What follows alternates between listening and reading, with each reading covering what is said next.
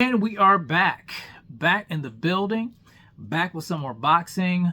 Don't forget to subscribe to the channel, smash the like button, and all that good stuff. Now, guys, I got to keep the same energy. I got to keep the same energy when it comes to Gervonta Tank Davis. You guys know I'm a huge fan of Gervonta Tank Davis. Some of you guys may know that, but I have to keep it real. I keep it real when it comes to Canelo Alvarez. I'm a fan of Canelo, but when I see something I don't like, I call it out.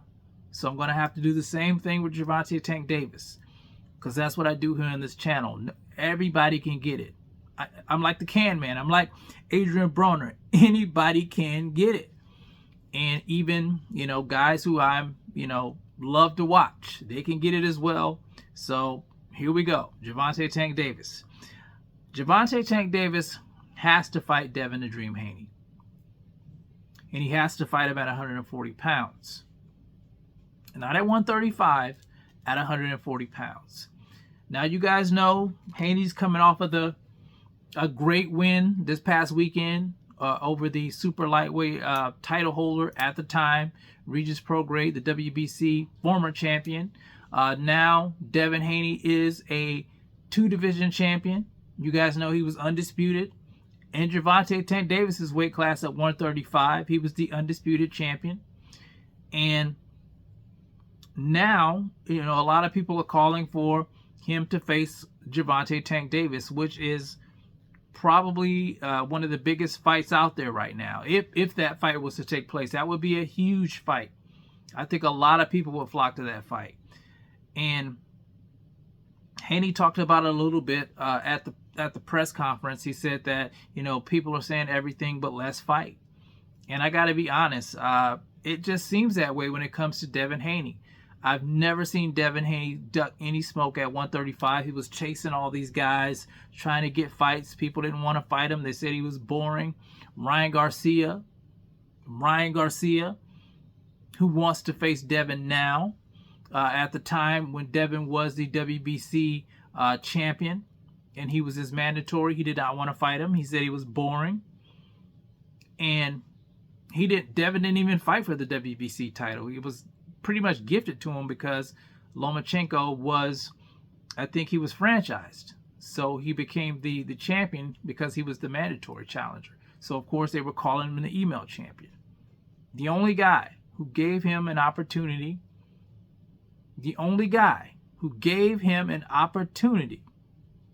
was George Kambosos Jr. And that's how he became undisputed. He fought George Kambosos Jr. twice, both times in Australia. So hats off to George Kambosos Jr. for giving Devin Haney the opportunity. I will always have respect for that guy because he was the only one that was willing to step up. So Devin Haney becomes the undisputed champion. He beat Lomachenko, even though it was a controversial win in some people's eyes. And, people were wanting him to face off against Shakur Stevenson, Gervonta Tank Davis, all those guys in the weight class. But he opted to go to 140 to fight for a title. Now that he's a 2-division champion, the fans have been calling for the fight with Gervonta Tank Davis. And Gervonta Tank Davis, I think Gervonta Tank Davis would entertain the fight, but Gervonta Tank Davis doesn't want to fight him at 140 pounds. He wants to fight Devin Haney at 135 pounds. And I think, I don't think that's fair. To me, the optics look bad. And I'm going to tell you guys why. Devin Haney has trouble making 135. You guys know that. He was killing himself to get down to that weight. He looked like Skeletor, eyes all sunken in. The power wasn't there. So if he opts to go to 135 to face Gervonta Tank Davis, that fight's not on an even playing field.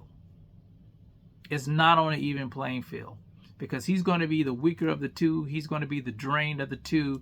And Gervonta Tank Davis is going to be 100%, I would say, in that fight, where Devin probably 80%. And it's just not on an even playing field. I think Gervonta should fight Devin Haney, but I think he should fight him at 140. But here's the thing. He's fought at 140 before. He's fought at 140 when he fought Mario Barrios. He beat Mario Barrios at 140. I was there. I actually went to the fight. So if he can fight Mario Barrios at 140, why can't he fight Devin Haney at 140? What's the problem there? Sure, you're the cash cow, but we're talking about legacy here. And I know, Gervonta, talks about not wanting to have all these belts and not pay sanctioning fees and not have to face mandatories. But look here, guys. It's boxing. And when everybody finished cheering your name and your career's over and it's just you and the money you made, you're going to look back on your career and say to yourself, man, I could have been remembered more if I would have done this. That's the important thing. Your legacy, the legacy that you leave behind. That's important, I think, when it comes to the sport of boxing. I know the money's important. You take care of your family with money. You can't do anything without money. But you want to be remembered for more than just making money. I mean, that's important. I see that it's important to Devin Haney because he's trying to break records and be remembered for something. So I think Gervonta Tank Davis should fight Haney. Like I said, the optics look bad if he doesn't fight Haney at 140 because I don't think Haney's going to make it down to 135 anymore. I think he's just outgrown the weight class, and it just looks like Gervonta really doesn't want the fight. It just, to me, and like I said, I'm a huge fan of Gervonta Tank Davis, but if he doesn't fight Devin Haney, the fans are calling for this fight. He's going to be in duck territory. Just like I talk about Canelo Alvarez. If Canelo Alvarez doesn't fight David Benavidez, it's duck territory. I got to keep the same energy. Gervonta Tank Davis needs to fight Devin Haney. And he needs to fight him at 140. That's one of those fights. That's a legacy fight. He can't just leave that fight on the table. It doesn't make any sense. If you don't fight Devin Haney and you go fight Isaac Pitbull Cruz, people they're just not going to resonate with that. We need the best competition fighting the best competition. But anyway, that's my 2 cents on it, guys. Even though it pains me to say it.